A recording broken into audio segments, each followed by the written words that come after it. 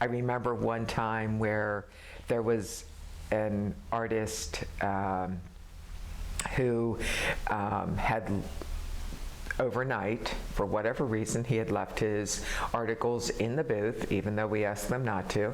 And the next morning, obviously he was robbed. And the hysterical thing about it was, we kind of went over, you know, the police were called, etc. And some of us were just kind of wandering around. And at that time, I think it was one of the board people who were kind of wandering around. And he noticed that there was like a piece of jewelry. And then a little bit later, he noticed another piece of jewelry. So we started following it, and eventually we found where the jewelry was. And the hysteria, you know, I just call it the Hansel and Gretel robbery. You know, you have to think about that. So those are the funny little negatives that are associated with the festival, you know, but at the same time, you remember those incidents. Every year, there is a Thursday night reception for the artists.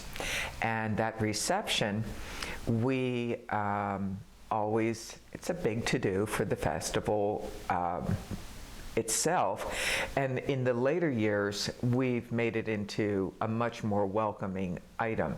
In the beginning, it was hard to pull together. We needed to get the contributions and things like that to make it a good event.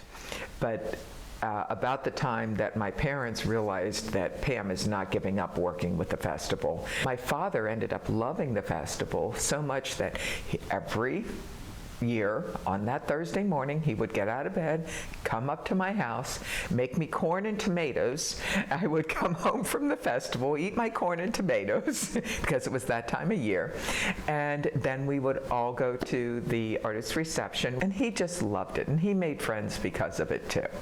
So that's a very poignant memory for me. You know, you have special friends because of that.